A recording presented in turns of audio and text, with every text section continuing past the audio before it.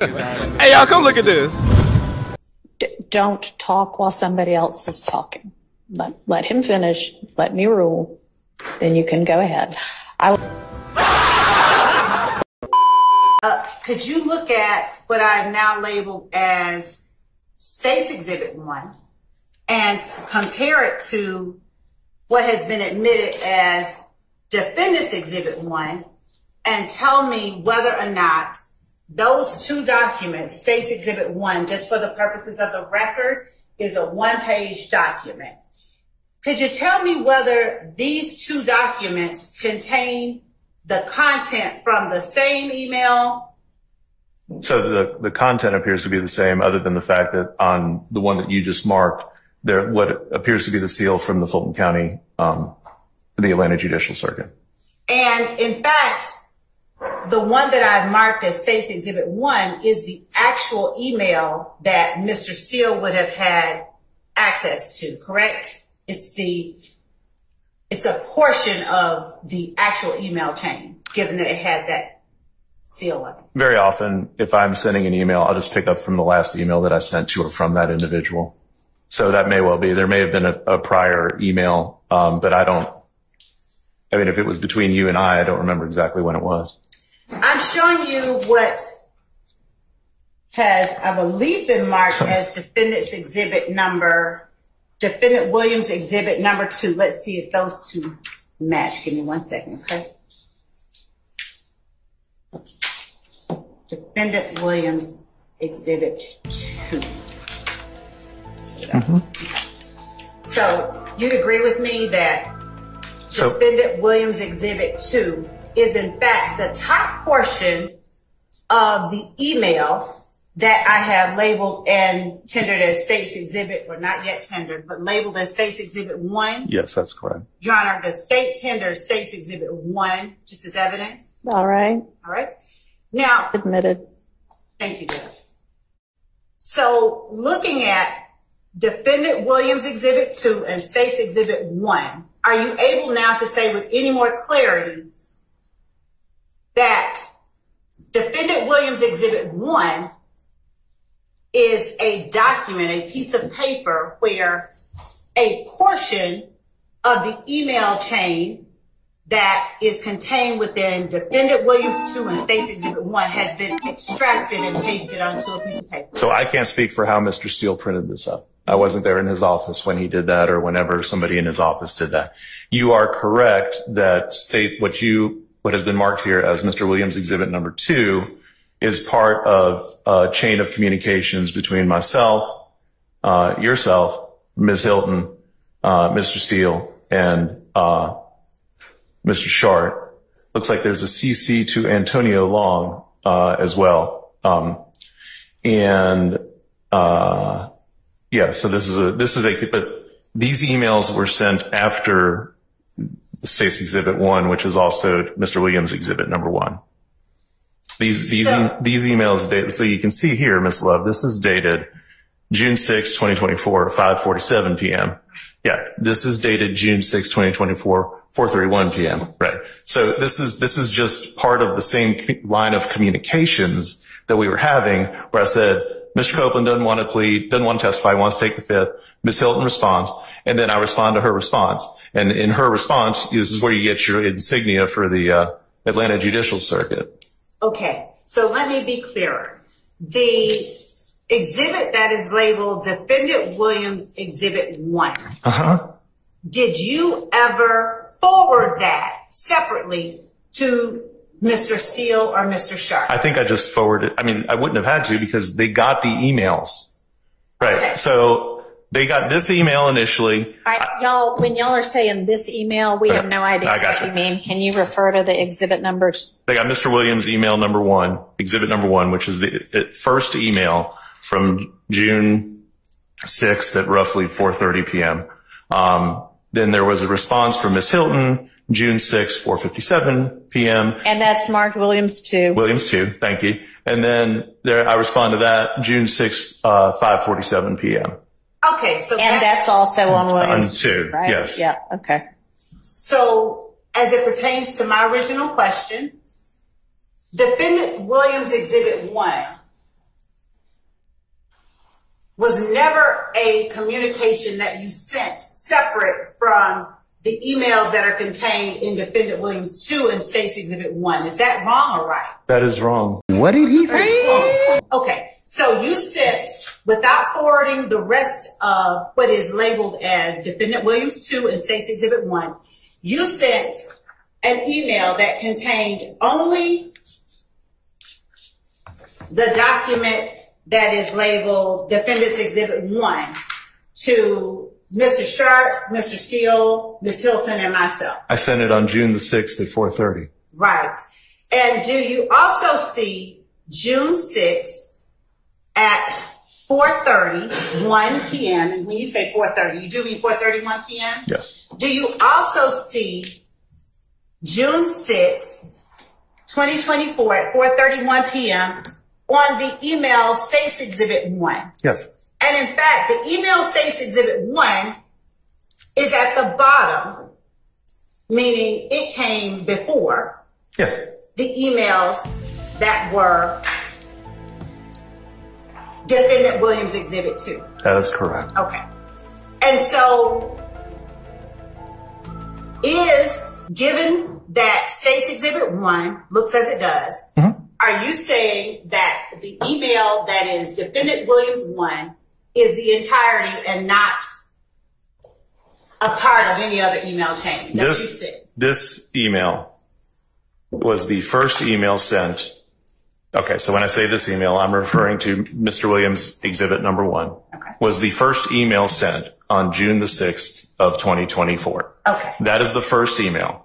Mr. Williams Exhibit number 2 is the continuation of that chain of emails in which Ms. Hilton responded to me, and then I responded to everybody else, Okay. Including yourself. Thank you for clearing that up. Your Honor, I'm going to give back to the court's copies of these emails. Okay. Thank you. And I apologize, they're not in there. That's fine. Okay.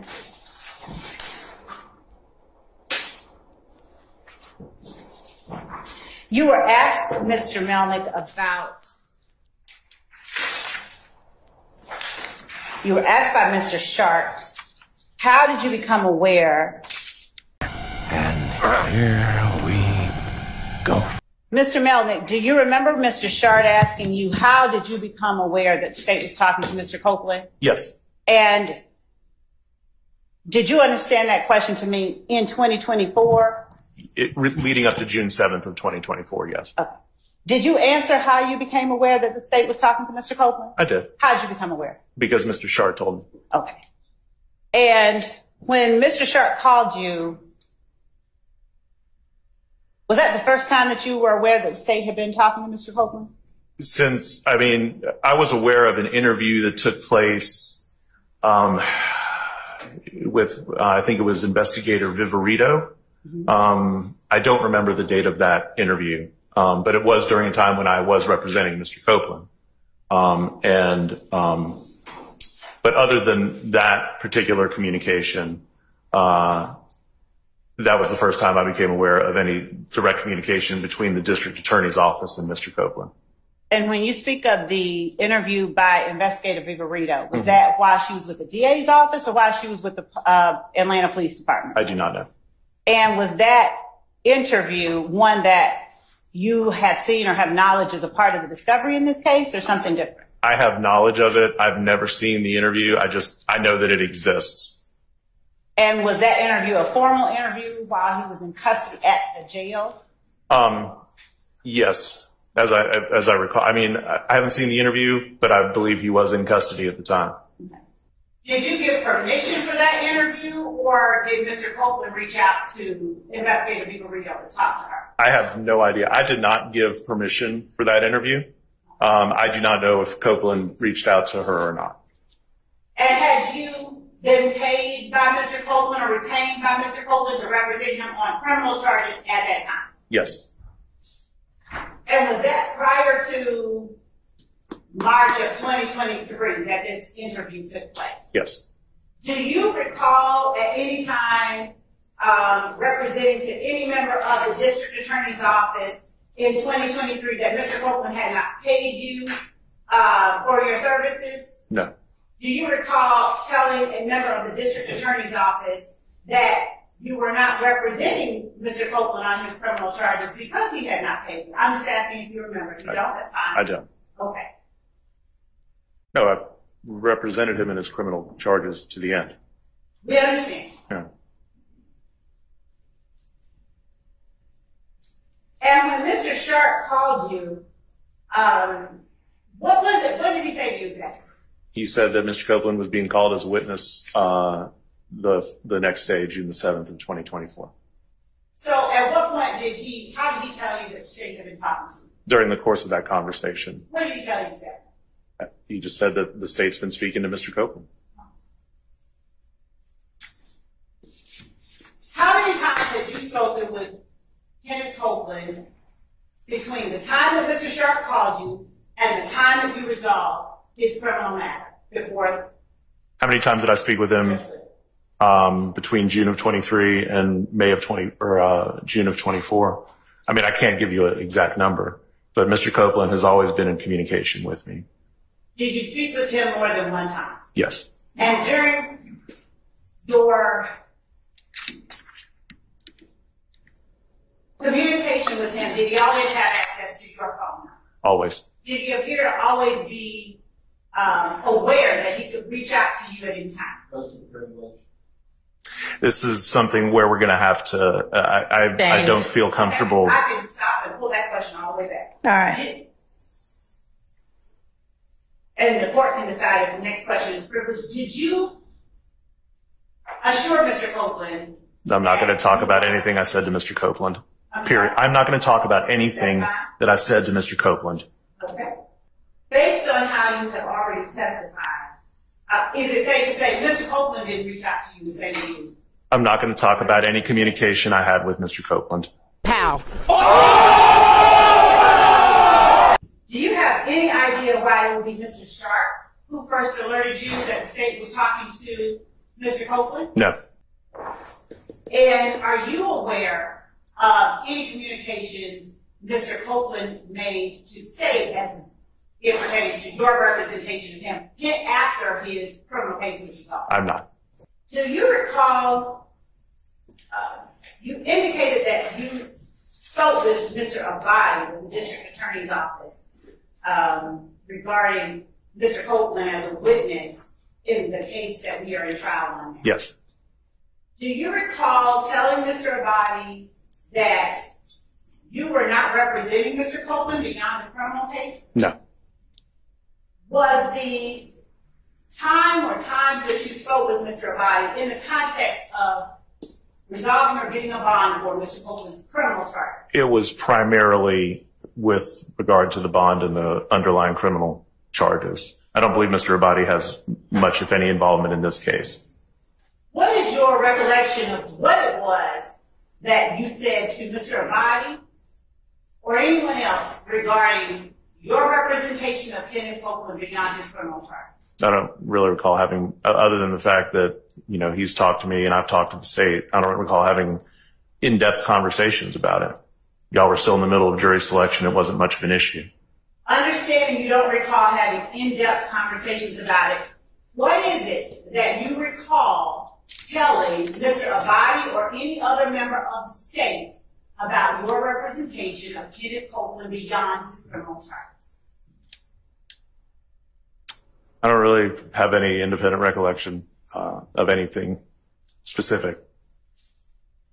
How are you then able to say that you spoke with members of the state and told them that you represented Kenneth Copeland in his capacity as a witness in this trial? Because I had specific conversations with Don Geary about this case and about Mr. Geary's desire to use Mr. Copeland as a witness. Am I correct that that was pre-indictment? Yes. And am I correct that that was at a time when there was at least a prospect that Mr. Copeland would be a defendant and not only a witness? That's correct. So apart from the conversation you had with Don Geary pre-indictment, where there was a prospect that Mr. Copeland would be on the indictment, Do you have any recollection of conversations that you've had with members of the district attorney's office regarding your representation of Kenneth Copeland as a witness in the current case 22 SC 183572? Ms. Love, we did not have substantive discussions about what his testimony would be, but everybody in your office knew that I was representing Kenneth Copeland. With respect, I don't mean substantive. I am asking you simply, do you recall what it was, if anything, you said to either Mr. Abadi or any other member of the district attorney's office regarding your representation of Kenneth Copeland as a witness only in the current case 22 SC 1835? Just that I'm representing him. And you recall specifically saying to some member of the DA's office, apart from the criminal charges that you helped resolve in 2023, you recall saying to a member of the district attorney's office, I'm representing Kenneth Copeland as a witness only in the YSL trial. I said that to you. Don't be proud of your ignorance. Your Honor, I'm not. Then that's fine. Don't talk while somebody else is talking. Emotional, damn it! Let him finish. Let me rule. Then you can go ahead. I will listen to what your proffer is, because it's really not for Mr. Steele to accept or not. It's for the court to accept or not. Go ahead. That Mr. Abadi, who was earlier present in court, was on the call that I think Mr. Melnick referenced that he had regarding. He said he had spoken to Mr. Abadi about Mr. Copeland and his representation of Mr. Copeland as a witness in this case. Mr. Abadi would testify that Mr. Melnick specifically and explicitly said that he didn't want to have anything to do with his YSL case, that he was not representing him in his capacity as a witness in this case, and that when he was dealt with the criminal charges, that was it. I believe that he made some reference to a used car salesman or something like that. I don't remember exactly, but if necessary, I will bring Mr. Abadi back at some point to testify. All right. Well, if I am presented with a motion that makes that testimony relevant, then we'll hear from him at that time. My point in all of this was just so that Mr. Melnick could feel like he'd cleared his name. All right. That one there was a violation. Personally, I wouldn't have it. Yo, hit that like for deal with Christian. Yo, for deal with Christian. Smash that bell for DWC. Yo, smash it. Just smash it. Hit that like for deal with Christian. For deal with Christian. Smash that bell for DWC. Yo, smash it. Just smash it. Hit that like for deal with Christian.